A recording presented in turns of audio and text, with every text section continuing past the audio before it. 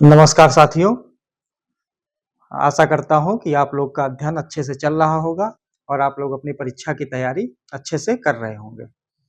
तो पिछले वीडियो में हमने आपको सारी जानकारी दे दी थी कि अब हम लोग हिंदी को कैसे पढ़ेंगे, किन-किन पुस्तकों का अध्ययन करेंगे और जो हमारे परीक्षा की दृष्टि से जो भी महत्वपूर्ण 6 टॉपिक हैं, उनको हम कहाँ से कलेक्ट करके और किन मानक पुस्तकों का वहाँ पर अध्ययन करेंगे। तो उसमें हमने आपको पृथ्वीनाथ पांडे, हरदेव बाहरी और वासुदेव नंदन जी का नाम बताया था। फिर एक लास्ट में जब हम इन पुस्तकों का अध्ययन कर लेंगे, तो फिर घटना चक्र का अध्ययन करेंगे जो समीक्षा अधिकारी और सहायक समीक्षा अधिकारी के लिए सबसे महत्वपूर्ण पुस्तक मानी जाती है। तो वहाँ पे हम जितने भी प्रीवियस ईयर के आए हुए प्रश्न होंगे, उनका वहाँ पर अध्ययन करेंगे। तो सबसे पहले हम अपने शुरुआत करेंगे इस परीक्षा के लिए मानक पुस्तकों का। तो सबसे पहले हम पी.एन. पांडे को पढ़ेंगे, उसके बाद फिर हरदेव बाहरी और उसके बाद वासुदेव नंदन। क्योंकि हमने सबसे पहले पृथ्वीनाथ पांडे का चुनाव इसलिए किया है कि इन्होंने थोड़ा शब्दों का संग्रह ज़्यादा लिया है और उन्होंने ये भी बताया है कि ये प्रश्न किस परीक्षा में और कब-कब पूछे गए हैं। तो इससे आपका प्रीवियस ईयर भी तैयार होता रहेगा और कुछ जो ये महत्वपूर्ण शब्द हैं, उनके बारे में भी आपको जानकारी मिलती जाएगी। तो आइए हम अपने एग्ज़ाम यात्रा चैनल से, जो आपका अपना चैनल है, उससे इस परीक्षा की तैयारी के लिए आज जो टॉपिक हमने चुना है विलोम शब्द, तो यहीं से इसकी शुरुआत करते हैं और अच्छे से गंभीरता से इनका अध्ययन करते हैं क्योंकि ये उत्तर प्रदेश लोक सेवा आयोग द्वारा संचालित परीक्षा है, तो इसके लिए हमें अपनी गंभीरता से अध्ययन करना पड़ेगा और हर शब्द के महत्व को समझना पड़ेगा। तो कहीं भी हमें थोड़ी-सी भी यहाँ पे कोताही नहीं करनी है, सब शब्दों को समझना है और उनका अध्ययन करना है, कि अगर हम परीक्षा हॉल में कहीं से भी कोई प्रश्न आए, तो हमसे छूटने ना पाए और हम इस परीक्षा को अच्छे से तैयार करके एग्ज़ाम हॉल में जाएँ। तो विलोम शब्द जो है, ये आप बचपन से ही सुनते आ रहे हैं, ये आपके लिए कोई नया शब्द नहीं है। बहुत ही मतलब आप लोगों के लिए आसान भी रहेगा इसे कर पाना। तो ये 6 जो महत्वपूर्ण टॉपिक हैं, उनमें से पहला टॉपिक है। तो विलोम शब्द का अर्थ आप जानते ही हैं कि मतलब उल्टा, कोई भी जो शब्द होता है, उसका जो विपरीत यानी कि उल्टा शब्द होता है, वो विलोम कहलाता है। तो यहाँ पे देखिए इसकी परिभाषा ही भी है जो आप समझ जा सकते हैं। विलोम शब्द का अर्थ है उल्टा या विपरीत अतः किसी एक शब्द का विपरीत या उल्टा अर्थ बताने वाला जो शब्द है वो विलोम या विपरीतार्थक शब्द कहलाता है। इसके जो पर्यायवाची शब्द हैं विलोम के वो कौन सा है? प्रतिलोमार्थक, विपर्यायवाची और विलोम शब्द भी इसे हम कहते हैं। तो ये जान गए विपरीतार्थक जो शब्द है इनकी रचना कैसे होती है। तो जहां तक विपरीतार्थक शब्द या विलोम शब्दों की रचना का प्रश्न है तो इन शब्दों की रचना 7 प्रकार से पाई जाती है। पहला क्या है? प्रचलित शब्दों द्वारा विपरीतार्थक शब्दों की रचना, यानी कि जो हमारे आम बोलचाल की भाषा में शब्द हैं, उनके माध्यम से जो सामान्य शब्द है वही उसके विपरीत शब्द हो जाएंगे। जैसे आना, जैसे हम लोग कहते हैं वो आ रहा है, तो मतलब उसका विपरीतार्थक क्या होगा? वो जा रहे हैं। तो ये आम बोलचाल। उपसर्गों के द्वारा, अब आपको ये पता होना चाहिए कि उपसर्ग कहाँ लगते हैं, प्रत्यय कहाँ लगते हैं। तो इन सारी चीजों को लगाकर भी आपके विलोम शब्द बनाए जाते हैं। लिंग परिवर्तन के द्वारा भी, जैसे नर तो नारी हो गया, लड़का लड़की, तो इस तरह के जो शब्द होते हैं वो लिंग विलोमार्थक शब्द कहलाते हैं, लिंग आधारित। ठीक है, ये देखना सबसे महत्वपूर्ण चीज यहाँ पे हमें पढ़ना है, ये जानना जरूरी है, ये सबसे महत्वपूर्ण है। क्या महत्वपूर्ण है? कि विपरीतार्थक अर्थ वाले शब्दों को लिखते समय यह ध्यान रखना आवश्यक है कि जैसा यानी कि जो मूल शब्द जिस रूप में हो, रूप का मतलब कि वो संज्ञा है तो हमारा विपरीतार्थक शब्द क्या होगा? संज्ञा ही होगा। सर्वनाम है तो सर्वनाम ही होगा, विशेषण है तो विशेषण होगा, तत्सम है तत्सम होगा, तद्भव है तो तद्भव होगा। यानी कि जो जिस रूप का शब्द है उसी रूप में उसका विलोम होना चाहिए। तो यहां तक आपको समझ में आ गया। तो ये तो रही सामान्य जानकारी कि विलोम क्या है, कैसे कितने प्रकार से इसको बनाया जा सकता है और किस तरह का विलोम सबसे उपयुक्त और सार्थक विलोम होता है। तो जो मौलिक शब्द जिस रूप का है उसी रूप का उसका उल्टा विलोम शब्द होना चाहिए। मतलब संज्ञा है तो संज्ञा, सर्वनाम है सर्वनाम, विशेष है तो विशेष, विशेषण तो विशेषण, तत्सम तो तत्सम, तद्भव तो तद्भव, यानी उसी रूप का होना चाहिए। अब आइए जो मूल चीज है जो हमें पढ़ना है। अब इन चीजों को या तो आप पढ़िए, मतलब समझिए के पढ़िए या रट के पढ़िए, लेकिन हमें पढ़ना है, ये हमारे महत्वपूर्ण है हमारे परीक्षा के दृष्टिकोण से। और देखिए इसमें सबसे अच्छी चीज जो मैंने बताई थी आपको, पीएन पांडे जी ने इनकी जो ये पुस्तक है इसमें ये भी बता दिया गया है कि ये जो शब्द हैं हमारे लिए कितने महत्वपूर्ण है और किस किस वर्ष पूछे गए हैं, किस परीक्षा में पूछे गए हैं, तो हमें इससे एक आइडिया भी मिलता चलेगा।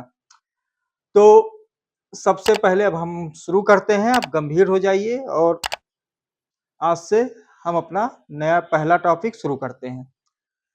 तो पहला शब्द हमारा है अतिवृष्टि। अतिवृष्टि का उल्टा क्या होगा? अनावृष्टि। उसके बाद दूसरा शब्द क्या है? अमृत। अमृत का विष। अमर, मृत्य, अपेक्षा, उपेक्षा। ये देखिए पूछा भी गया है, ये सब ध्यान रखिए, ये सब बहुत महत्वपूर्ण शब्द है आपके लिए। अपेक्षित, अनापेक्षित, अर्वाचीन, प्राचीन, अपकार, उपकार, अमीर, गरीब, अनभिज्ञ। ये थोड़ा सा ध्यान देना पड़ेगा। अनभिज्ञ का क्या होगा? भिज्ञ या अभिज्ञ। तो इसमें अन जो है वो उपसर्ग लगा हुआ है, तो अनभिज्ञ। तो अन्न का भिज्ञ और अभिज्ञ ये दोनों होता है। ये दोनों शब्द बहुत महत्वपूर्ण है, दोनों ही परीक्षा हाल में पूछे, कंफ्यूज कर सकते हैं। तो ऐसा आप भ्रमित मत होइएगा, ये दोनों शब्द का अर्थ यही है। भिज्ञ और अभिज्ञ एक ही शब्द है, एक ही अर्थ लिए हुए हैं। तो अनभिज्ञ का भिज्ञ और अभिज्ञ।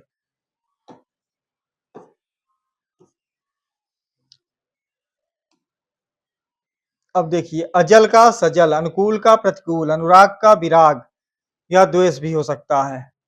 तो विराग और द्वेष दोनों हो सकता है, ध्यान रखिएगा। अनुराग का विराग और द्वेष। अधूरा का पूरा, अवलंब का निरावलंब, अक्षर का क्षर, असली का नकली, अथ का इति, अल्प का अधिक या बहुत या बहु। ये ध्यान रखिएगा, अल्प का अधिक भी होता है, बहुत भी होता है, बहु भी होता है। अल्पसंख्यक का बहुसंख्यक, अल्पज्ञ का अनर्थ, अल्पज्ञ का बहुज्ञ, अर्थ का अनर्थ, अति का अल्प, अनुराग का विराग, अत्यधिक का स्वल्प, अनादर का आदर, अत्यंत का अनत्यंत। ये ध्यान रखिएगा,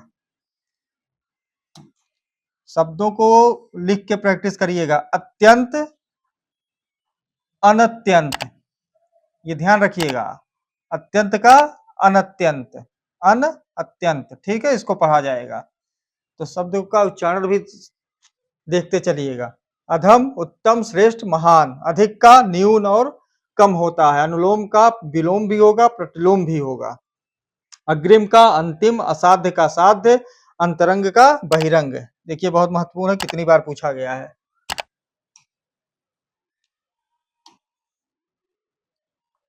ये देखिए अब आ गया अधोमुखी का ऊर्ध्वमुखी, अधोमुख का ऊर्ध्वमुख।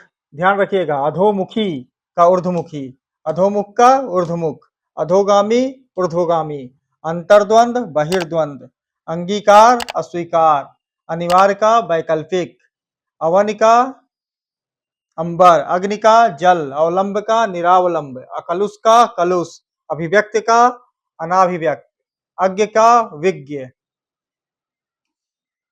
अचल का चल, अगम का गम, अटल का चंचल, असीम का सीमित, अकर्तव्य का कर्तव्य, अंतिम का प्रथम, अर्पण का ग्रहण, अर्पित का गृहित। ध्यान रखिएगा, अर्पित का गृहित पूछा भी गया है 2010 में पीसीएस की परीक्षा में। अतिवृष्टि का अनावृष्टि, अर्जन, व्यय,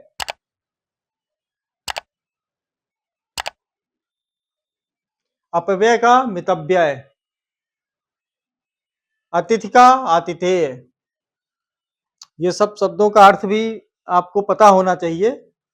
तो अगर आपको अर्थ पता रहेगा तो फिर विलोम को आसानी से आप समझ पाएंगे, जान पाएंगे, क्योंकि अगर यहाँ पे अनुमान लगाना आसान हो जाता है। तो जैसे अपव्यय या मितव्यय, तो अपव्यय माने क्या होता है? अधिक खर्च करने वाला। मितव्यय माने कम खर्च करने वाला।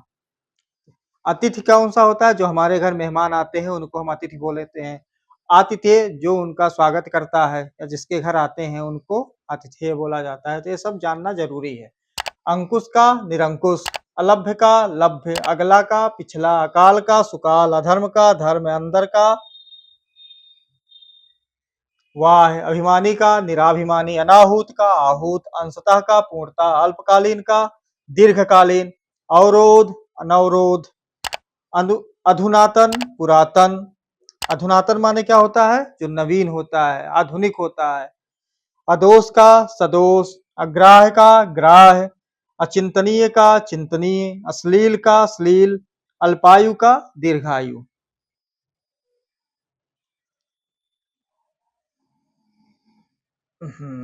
अभ्यस्त का अनभ्यस्त, अभ्यस्त का अनभ्यस्त, अनुरक्ति का विरक्ति, अनुरक्त का विरक्त, अतल का विटल, अतल का वितल, अनुज का अग्रज, अवकाश का अनवकाश, अनुग्रह का विग्रह या निग्रह। यहाँ पे ये भी ध्यान रखिएगा, अनुग्रह का क्या होगा? विग्रह और निग्रह दोनों होता है। अनुग्रह का विग्रह या निग्रह दोनों होता है। अवर का प्रवर, अरुचि का सुरुचि, अभ्यास का अनभ्यास, अभिशाप का आशीर्वाद, वरदान आशीष, तीनों होता है। अक्रूर का क्रूर, अंधकार का प्रकाश या आलोक, अस्त का उदय, अमित का परिमित, अनंत का अंतः या ससीम। अंत अनंत, अंत होगा और ससीम होगा, दोनों होगा। अमावस्या पूर्णिमा, आदान प्रदान, आरंभ या आदि का अंत, आहार का निराहार, आदर निरादर, आना जाना, आयात निर्यात, आस्तिक नास्तिक। आस्तिक नास्तिक मतलब जो विश्वास करता हो ईश्वर में, परमात्मा में, और नास्तिक जो इन्हें नहीं मानता है, तो वो नास्तिक। तो आशा निराशा, आकाश पाताल, आकार निराकार, आपद निरापद, आवरण का अनावरण या निरावरण, ये दोनों होता है, ध्यान रखिएगा। आवरण का अनावरण या निरावरण, आस्था का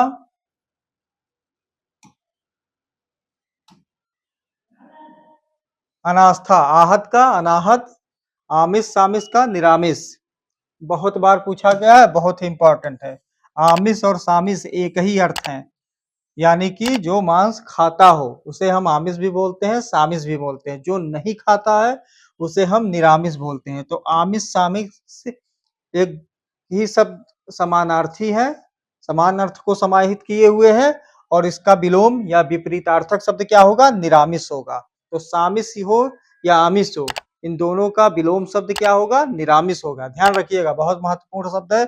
देख भी सकते हैं आप, 14 में पूछा गया है, फिर 2002 में भी पूछा गया है, पीसीएस में 6 में भी, और यूपी टीजीटी भी, पीजीटी और भी कई परीक्षाओं में ये पूछा गया शब्द है। आकांक्षा का अनाकांक्षा, आकुंचन का प्रसारण,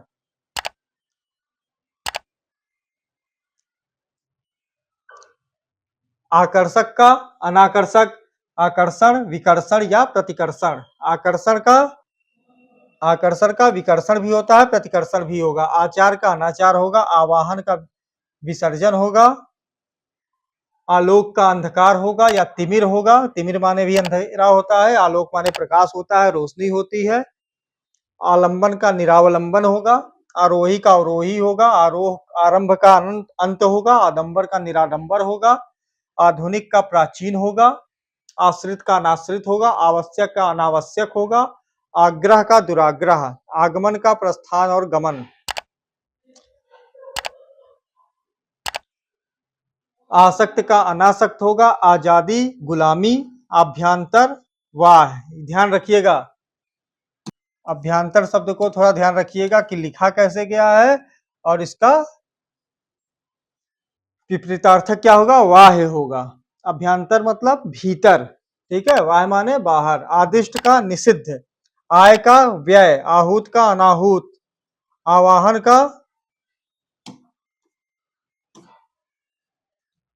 का क्या होगा? विसर्जन।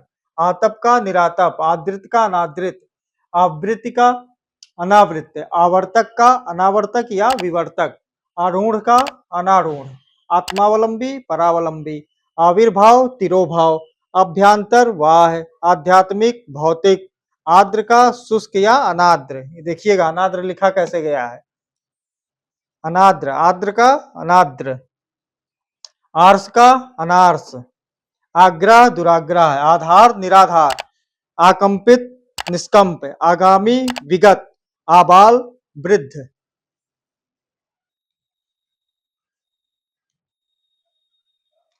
आगामी विगत, आपत्ति अनापत्ति, आत्मा अनात्मा, आवृत अनावृत, इच्छुक अनिच्छुक, इष्ट अनिष्ट, इच्छा अनिच्छा, इधर का उधर, इहलोक परलोक, इथिका इतिका अथ, या आदि भी होता है। इहा अनिहा, ईश का अनीश, ईश्वर का जीव या अनिश्वर, ईप्सित का अनीप्सित, ईमानदार का बेईमान।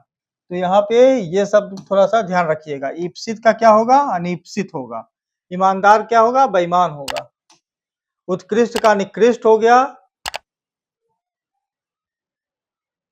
उद्घाटन का समापन हो गया। और उन्मीलन का निमीलन हो गया। ये भी महत्वपूर्ण शब्द है आपके लिए, उन्मीलन। उन्मीलन का निमीलन, ये बहुत ही महत्वपूर्ण शब्द है, कई बार एग्जाम हॉल में गलती हो जाती है। तो उन्मीलन का निमीलन ध्यान से देखिएगा। उत्तरार्ध का पूर्वार्ध, उत्तर का दक्षिण, उत्तरायण का दक्षिणायन, उपयोगी का अनुपयोगी, उत्थान का पतन, उद्धत का विनत या अनुद्धत, उच्च का निम्न, उच्च वर्ग का निम्न वर्ग, उपचय का अपचय, उपचार का अनुपचार, उपकार का अपकार, उत्साह का निरुत्साह या अनुत्साह, उत्थित का पतित, उन्नत का अवनत, उर्वर का अनुर्वर, उर्वरा का बंजर, उदार का अनुदार या कृपण। उत्पत्ति, प्रलय या विनाश। उन्मुख क्या हो गया? आपका हो गया विमुख। ये शब्द पे आप ध्यान रखिएगा। उन्मुख का विमुख हो गया, बहुत महत्वपूर्ण शब्द है। यानी कि मतलब किसी की तरफ देखना है, किसी के साथ रहना, और विमुख मतलब उससे मुख मोड़ लेना। तो इस अर्थ समझेंगे तो उसका शब्द को विलोम उपयुक्त शब्द आसानी से समझ सकते हैं। तो शब्दों का अर्थ जानना बहुत जरूरी है। उत्कर्ष का अपकर्ष, उत्तमण का अधमण, ये भी शब्द बहुत ही इंपॉर्टेंट है आपके लिए। अधमण, इस शब्द को ध्यान रखिएगा। उसके बाद आपका उपसर्ग का प्रत्यय, उदांत का अनुदात, उन्मूलन का रोपण, उपमेय का अनुपमेय, उद्यमी का निरुद्यमी, उद्देश्य का निरुद्देश्य, तो उचित का अनुचित, उक्त का अनुक्त, उद्गम विलम विलय, और उषा संध्या, उदय। यहाँ पे आपको एक चीज ध्यान रखना होगा, जो उज्जवल है इसका मतलब शब्द लिखा कैसे है। कभी कभी आ जाता है कि शुद्ध अशुद्धि में, तो उज्जवल शब्द ध्यान रखिए कि इसमें 2 बार आधा जा लगा हुआ है, फिर वाह और ला है। तो उज्जवल माने जो प्रकाशित हो रहा हो, जो साफ हो, स्वच्छ हो, हाँ, प्रकाशमान हो। धूमिल माने जो धुधला हो गया हो या पतित अवस्था में हो, जो जिसका पतन हो चुका, वो धूमिल। तो उज्जवल का धूमिल। उदयाचल मतलब उगता हुआ सूर्य है, और अस्ताचल यानी कि जो डूबता हुआ सूर्य है। तो यहाँ पे इन शब्दों को हम आसानी से समझ सकते हैं। फिर उधार का नगद, उगना का डूबना, उत्तम का अनुत्तम, अधम, उत्तेजित का अनुत्तेजित या सामित शांत, उत्थान का पतन, उग्र का सौम्य, उपेक्षा का अपेक्षा, उपस्थित का अनुपस्थित, उत्तीर्ण का अनुत्तीर्ण, उष्ण का शीतल, उपादेय का अनुपादेय, उधर्व का अधर, ऊंच का नीच, उष्मा का शीतलता, ऋत का नृत, ऋणात्मक का धनात्मक, ऋजु का वक्र, ऋण का धन, रिद्धि का विपन्न, एक का अनेक। एकता अनेकता, एकांगी सर्वांगीण, एकांकी अनेकांकी, एकाकी दुकेला, एकत्र विकीर्ण, एकाग्र चंचल, एकाधिकार सर्वाधिकार, एक श्रुत बहुश्रुत, एक तंत्र बहुतंत्र, एक निष्ठ सर्वनिष्ठ, सर्वनिष्ठ, ध्यान रखिएगा, सर्वनिष्ठ। फिर उसके बाद एड़ी का चोटी, ऐसड़ा का अनैसड़ा, ऐहिक का पारलौकिक, ऐहिक का पारलौकिक, इंद्री का इंद्र, ऐश्वर्य का अनैश्वर्य, ऐच्छिक का नैच्छिक,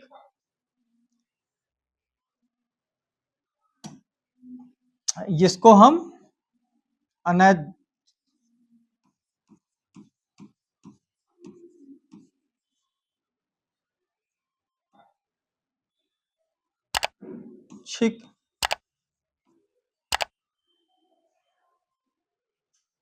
ऐतिहासिक का अनैतिहासिक, ओजस्वी का निस्तेज, ओतप्रोत का विहीन, ओछा का गंभीर, ओह का वाह, ओदिच्य का दक्षिणात्य, दाक्षिणात्य, शब्द पे ध्यान रखिएगा, दाक्षिणात्य। औपचारिक का अनौपचारिक, औचित्य का अनौचित्य, औरत का आदमी, औरस का दत्तक, औरस माने जो अपना पुत्र होता है, दत्तक माने जो गोद लिया हुआ पुत्र होता है, औषधि का अनौषधि, औदार्य का अनौदार्य, औदार्य माने जो उदारता से देता, अनौदार्य माने जो न देता हो, कर्षण का विकर्षण, कृतज्ञ का कृतघ्न, बहुत ही महत्वपूर्ण है, कृतज्ञ और कृतघ्न। कृतज्ञ माने जो उपकार को मानता हो, कृतघ्न माने जो उपकार को नहीं मानता है। तो इन शब्दों को अर्थ जब समझेंगे तो विलोम बहुत अच्छे से आप कर जाएंगे। कुसंग का सुसंग, कनिष्ठ का वरिष्ठ या ज्येष्ठ, कैसे लिखा गया है ये ध्यान रखिएगा। कनिष्ठ का वरिष्ठ होता है, वरिष्ठ नहीं होता है, वरिष्ठ, वाह शब्द है। कपटी का निष्कपट, कटु का मृदु, कटु का निष्ठुर, करुण का कोमल। तो आज आपका चलिए आ तक मानिए कि अ तक का हो गया है, ठीक है। का से हम फिर से पढ़ा देंगे आपको। तो आपका अ तक का सारा जो विलोम था महत्वपूर्ण थे, और जितने इस पुस्तक में हैं वो सारे आपने देख लिए, सब महत्वपूर्ण थे। और इसी तरह आपको धीरे धीरे हम ये पूरी पुस्तक के जितने टॉपिक हमारे परीक्षा के लिए हैं, 6 जो टॉपिक हैं, विलोम हो गया, पर्यायवाची हो गया, तत्सम तद्भव हो गया, विशेष विशेषण हो गया, शुद्धि अशुद्धि हो गया, और एक शब्दों के लिए अनेक शब्दों के लिए एक शब्द जो हो गया। जितने भी 6 टॉपिक हैं वो सबका अध्ययन हम इस पुस्तक का कराएंगे, जितने भी उसमें शब्द हैं सब सारे शब्दों का, और उसके बाद जो भी और पुस्तकें हैं उनका भी। तो आप इसी तरह हमारे साथ बने रहिए और इस एग्जाम यात्रा चैनल से जुड़े रहिए। आपको सारी चीजों का, हिंदी के जितने भी टॉपिक हैं सबको यहाँ पर आपको क्रमशः और अच्छे तरीके से आपको यहाँ पर अध्ययन कराया जाएगा। जहाँ भी कोई भी आपको त्रुटि नजर आए आप हमें बता भी सकते हैं। आपको किसी भी तरह की कोई विसंगति नहीं मिलेगी, एकदम निश्चिंत रहिए और हमारे साथ बिल्कुल अध्ययन से जुड़ जाइए, क्योंकि समय है नहीं। समय अगर आप सोच रहे हैं बहुत है तो ये आपकी गलतफहमी है, समय बिल्कुल नहीं है। अभी आप के पास बस इतना समय है कि आप जड़ से भी यानी कि मूल से शुरू करके और अंत तक जा सकते हैं। तो आप अगर आदि भी कर रहे हैं, आरंभ भी कर रहे हैं इस परीक्षा की, तो अभी भी समय है कि आरंभ करके और इसको अंततोगत्वा हम परिणाम में बदल सकते हैं सफलता के साथ। तो और प्री के साथ साथ अभी आप मुख्य परीक्षा पे भी थोड़ा 2 घंटे 2.5 घंटे समय दे सकते हैं, तो दोनों को साथ लेके चलिए। जब प्री के लिए 2-2.5 महीने समय शेष होगा तो पूरी तरह से समर क्षेत्र में हम प्रारंभिक परीक्षा को लेकर ही पूरा फोकस करेंगे, पूरा हमारा उसी पे केंद्र बिंदु रहेगा। लेकिन अभी प्रारंभिक परीक्षा और मुख्य परीक्षा दोनों को हम साथ लेकर चल रहे हैं, तो हमारे साथ बने रहिए और इस जीवन ने जो आपको अवसर दिया है, जो वक्त ने अवसर दिया है, इसका पूरा लाभ उठाइए अपने लिए, परिवार के लिए, समाज के लिए, और अपने जीवन को सफल बनाते हुए अपने उद्देश्य को, अपने लक्ष्य को प्राप्त करिए और समाज में एक अच्छी भागीदारी दीजिए। इसी के साथ हम आज के इस टॉपिक को यहाँ पे खत्म करते हैं, अ तक, और उसके बाद का से जो वर्णमाला का अक्षर है इसके आगे का जो विलोम है वो हम कल आपको वीडियो में पढ़ाएंगे। तब तक के लिए नमस्कार।